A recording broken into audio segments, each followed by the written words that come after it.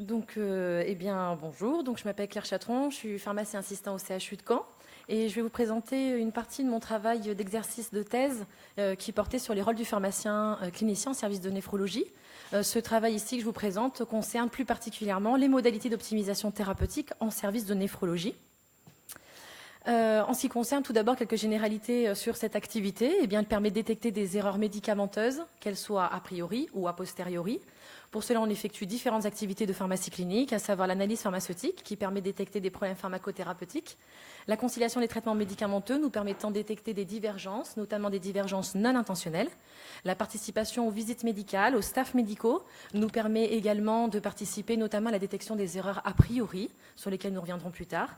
Et enfin, la participation aux activités d'éducation thérapeutique du patient au sens large. Ce que je veux dire par là, c'est des activités d'atelier, d'animation d'atelier, ou alors des activités d'entretien pharmaceutique ou autres, permettent également de détecter des erreurs médicamenteuses. Une fois les erreurs détectées, on recherche des résolutions, puis on les transmet auprès des prescripteurs sous la forme d'interventions pharmaceutiques. Quelques notions sur le matériel et méthodes qu'on a utilisés pour cette étude. On réalise au CHU de Caen l'analyse pharmaceutique quotidienne selon une procédure institutionnelle. Pour cela, 3 logiciels sont utilisés, mCrossway, CINED et Pharma. Également le logiciel Excel qui nous a permis de recueillir une partie de nos informations en plus du logiciel Pharma. Pour la conciliation des traitements médicamenteux que nous effectuons à l'entrée, au début de cette étude, c'est une fiche de conciliation, la voici, qui nous permet d'avoir donc toutes les informations importantes recueillies de manière informatisée. Et l'outil Excel est l'outil de traçabilité de toutes les données. J'ai décidé de vous présenter les résultats de manière succincte sur chaque activité de pharmacie clinique pour qu'on puisse s'y retrouver tranquillement. Donc toujours les résultats et les discuter au regard de la littérature, par exemple. En ce qui concerne donc tout d'abord l'activité d'analyse pharmaceutique à proprement parler, on l'effectue de manière quotidienne grâce à la présence d'un interne en pharmacie clinique à temps plein au cours de cette étude pendant les 6 mois et 2 externes en pharmacie à mi-temps. L'analyse pharmaceutique est effectuée selon niveau 3, la SFPC. 42 analyses sont effectuées par jour, ce qui est tout à fait en accord avec les données de la littérature en néphrologie. Le nombre de problèmes est de 0,44 problèmes par patient relevés. Alors en comparant cela à la population générale, on rapporte plutôt 0,3 à 1,16 problèmes par patient, c'est en accord. Mais en ce qui concerne plus particulièrement la population de néphrologie, chez les patients hémodialysés, cela varie entre 1 à 4,5 problèmes et chez le patient insuffisant rénal chronique, plutôt 1 problème par patient. Nos résultats sont donc plutôt inférieurs à la littérature. Comment l'expliquer ? Parce qu'il y a une présence assez importante des médecins seniors dans le service. Et par ailleurs, au cours de l'étude, 4 sur les 6 internes de néphrologie étaient de la spécialité néphrologie à proprement parler, et également au 8e semestre, donc très au fait des pratiques de néphrologie, ce qui limite donc le risque de survenue d'erreurs médicamenteuses.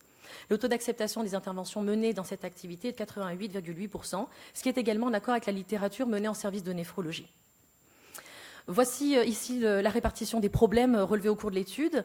Donc on peut voir des problèmes donc en bleu et en rouge de surdosage et sous-dosage, donc des erreurs de posologie dans à peu près la moitié des cas, 48,4% des cas.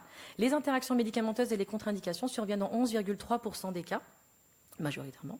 Comment l'expliquer ? En comparant nos données à la littérature, on peut voir qu'il y a une forte proportion de médicaments non ajustés à la fonction rénale. C'est en accord avec les données de la littérature qui rapportent 19 à 67% d'erreurs de ce type. Comment l'expliquer ? Les patients d'insuffisance rénale présentent des modifications pharmacocinétiques et pharmacodynamiques, ce qui entraîne une nécessité d'adaptation de posologie, notamment en ce qui concerne les médicaments néphrotoxiques. Il y a également une part de médicaments à marge thérapeutique étroite, comme les immunosuppresseurs par exemple, qui sont sujets à de fortes variations de concentration et donc à des adaptations de posologie nécessaires. Les types de révisions proposées sont bien sûr en accord avec les problèmes relevés, à savoir une proposition d'adaptation de posologie dans 46,2% des cas et un suivi thérapeutique dans 14% des cas, ce qui est en accord avec les données de la littérature de néphrologie. Les classes thérapeutiques impliquées dans ces problèmes sont des médicaments de la sphère anti-infectieuse dans 29% des cas et des médicaments de la sphère cardiovasculaire dans 26,9% des cas. En comparant ici nos données pareilles aux résultats de néphrologie, on peut voir que les médicaments anti-infectieux sont plutôt supérieurs à ce qu'on peut retrouver dans la littérature. Comment l'expliquer ? Par exemple sur le recrutement de la population, puisqu'il y avait quand même une forte proportion de patients dialysés. Et ceci peut être donc lié à les complications infectieuses liées à la dialyse par exemple. Nous avons également participé, donc, grâce à la présence en service de soins, à la réalisation d'aides à la décision. Qu'est-ce que c'est ? Eh bien, ce sont des aides à la prescription transmises en amont de la rédaction de la prescription, de manière proactive, de manière à détecter des erreurs potentielles, des erreurs a priori. Environ 100 aides à la décision ont été effectuées au cours de notre étude, avec un taux d'acceptation d'environ 89%. La participation aux visites médicales ainsi qu'aux staffs médicaux rapporte également des résultats très positifs dans la littérature, puisque cela rapporte par exemple une diminution du taux de survenue d'erreurs potentielles, d'erreurs a priori. Maintenant, en ce qui concerne l'activité de conciliation des traitements médicamenteux, eh bien, elle est effectuée à l'entrée. Quelques données générales sur nos résultats. Eh bien, 2,4 conciliations sont effectuées par jour ouvré. La population étudiée présente les caractéristiques suivantes. Environ 20% dialysés, 19% de greffés et 9,5% des patients étaient hospitalisés pour une chirurgie de greffe. Le délai moyen de réalisation est dans 93,46% des cas, environ 48 heures avant l'admission du patient. On utilise 2,9 sources par patient pour réaliser la conciliation. Et dans 45% des recueils, on associe l'entretien à une ordonnance au minimum et le contact téléphonique auprès de l'officine habituelle du patient.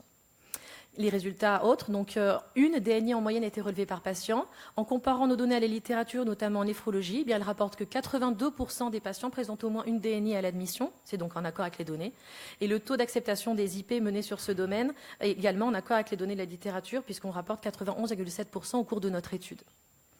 Les types de divergences que l'on rapporte, donc, ce sont des omissions dans 55% des cas, des erreurs de posologie dans 23,1% des cas, ce qui est également en accord avec les données de la littérature, bien que peu de littérature existe sur le domaine spécifique de néphrologie, c'est plutôt sur des données plus générales que nous avons pu faire l'étude.